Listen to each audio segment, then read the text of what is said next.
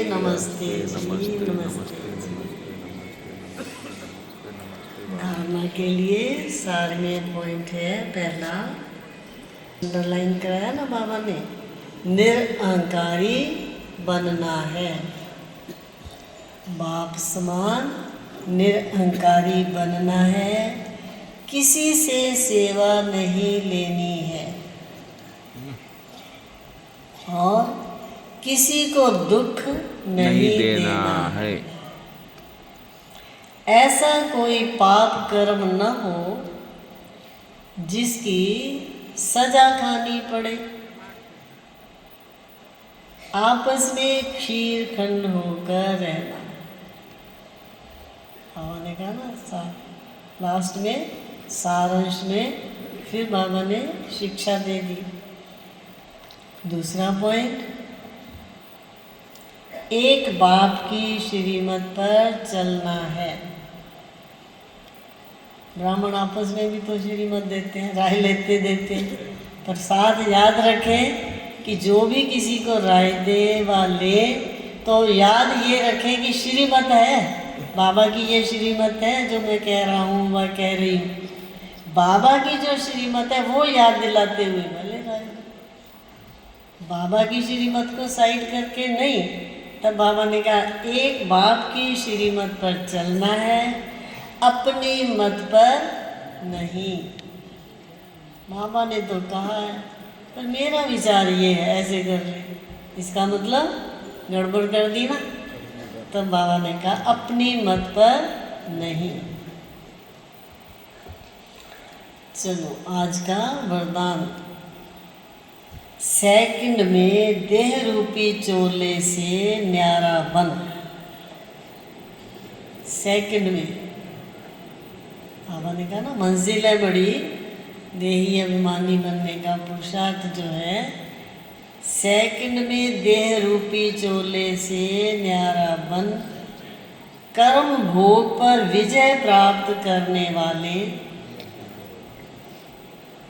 सर्वशक्ति संपन्न भव। सुनते हैं ना दादियों के अनुभव कि कैसे उन्होंने कर्म भोग पर विजय पाई। कितने भी आए सामने पेपर कह लो, सबसे ज़्यादा आत्मा के लिए पेपर देह का ही आता है ना।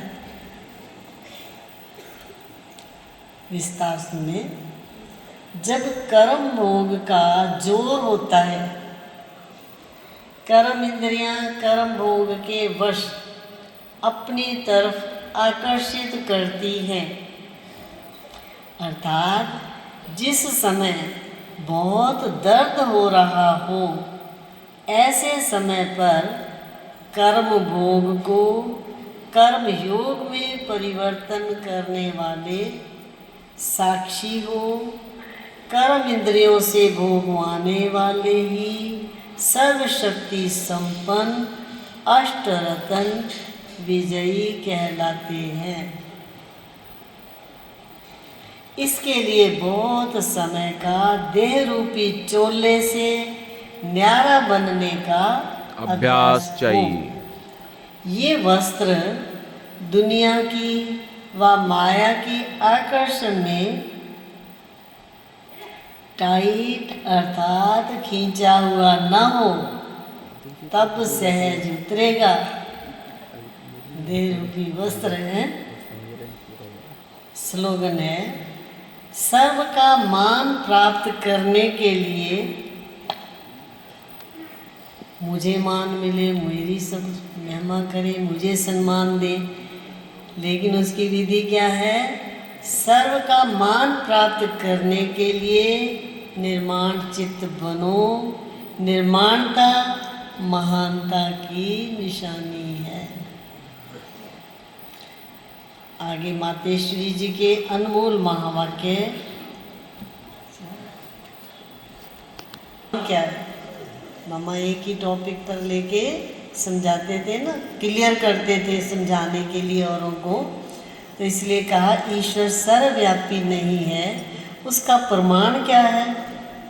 तो मामा समझा रही हैं, श्रोमणी गीता में जो भगवानों वाच्य बच्चे जहाँ जीत है वहाँ मैं हूँ। ये भी परमात्मा के महावाक्य हैं।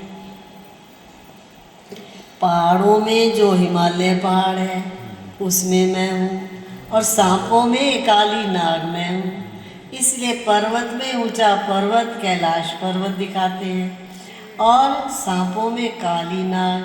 तो इससे सिद्ध है कि परमात्मा अगर सर्व सांपों में केवल काले नाग में है तो सर्व सांपों में उसका वास नहीं हुआ ना।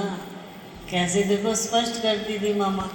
ऊंचे पहाड़ में है, गोया नीचे पहाड़ों में नहीं है। और फिर कहते हैं जहाँ जीत वहाँ मेरा जन्म, गोया हार में नहीं हूँ। अब ये बातें सिद्ध करती हैं कि परमात्मा सर्वव्यापी नहीं है। एक तरफ ऐसे भी कहते हैं और दूसरे तरफ ऐसे भी कहते हैं कि परमात्मा अनेक रूप में आते हैं। जैसे परमात्मा को 24 अवतारों में दिखाया है। कहते हैं कच्छ मच्छ आदि सब रूप परमात्मा के हैं। अब ये है उनका मिथ्या ज्ञान। रहते हैं जबकि इस समय कलयुग में सर्वत्र माया ही व्यापक है, तो फिर परमात्मा व्यापक कैसे ठहरा? तो परमात्मा कैसे हुआ? गीता में भी कहते हैं कि मैं फिर माया में व्यापक नहीं हूँ। इससे सिद्ध है कि परमात्मा सर्वत्र नहीं है। निराकारी दुनिया आत्मा और परमात्मा के रहने का स्थान। अब ये तो हम जानते हैं कि जब हम निराकारी दुनिया कहते हैं तो निराकार का अर्थ ये नहीं, जैसे हम निराकारी दुनिया कहते हैं तो इसका मतलब है जरूर कोई दुनिया है, परंतु उसका स्थूल सृष्टि माफिक आकार नहीं है। ऐसे परमात्मा निराकार है, लेकिन उनका अपना सूक्ष्म रूप अवश्य है, कहते हैं। तो इससे सिद्ध है वो दुनिया है और वहाँ रहते हैं, तभी तो दुनिया नाम पड़ा। अब दुनियावी लोग तो समझते हैं परमात्मा का रूप भी अखंड ज्योति तत्व है। घर को परमात्मा नहीं कह सकते। भाई घर में मालिक रहता है तो मालिक को घर या घर को मालिक थोड़ी कहेंगे, एक ही चीज़ थोड़ी हुई। अब दूसरी है दुनिया, दूसरी है आकारी दुनिया, जहाँ ब्रह्मा विष्णु शंकर देवताएं आकारी रूप में। ये है साकारी दुनिया, जिनके दो भाग हैं। एक है निर्विकारी स्वर्ग की दुनिया, जहाँ आधा कल्प सर्वदा सुख है, पवित्रता और शांति है। दूसरी है विकारी कलयुगी दुख और अशांति की दुनिया। अब वो दो दुनियाएं क्यों कहते हैं? इस पर परमात्मा के महावाक्य हैं। बच्चे, मैंने कोई दुख की दुनिया नहीं रची, जो मैंने दुनिया रची है वो सुख की रची है। अब ये जो दुख और अशांति की दुनिया है वो मनुष्य आत्माएं अपने आप को और मुझ परमात्मा को भूलने के कारण ये हिसाब किताब भोग रहे हैं। बाकी ऐसे नहीं। जिस समय सुख और पुण्य की दुनिया है वहाँ कोई सृष्टि नहीं चलती। हाँ, अवश्य जब हम कहते हैं कि वहाँ देवताओं का निवास स्थान है था, तो वहाँ सब प्रवृत्ति चलती थी, परंतु इतना जरूर था वहाँ विकारी पैदाइश नहीं थी, जिस कारण इतना कर्म बंधन नहीं था। तीसरी है ये साकारी दुनिया, निराकारी आकारी अच्छा? साकारी। ओम शांति। अब निश्चय के फाउंडेशन को मजबूत कर सदा निर्भय और निश्चिंत रहो। इसके अंतर्गत मिलती है ना रोज पॉइंट। अगर कोई निमित्त श्रेष्ठ आत्मा साथ में होती है तो उनसे कोई भी बात वेरीफाई कराए फिर करेंगे तो निश्चय बुद्धि होकर करेंगे।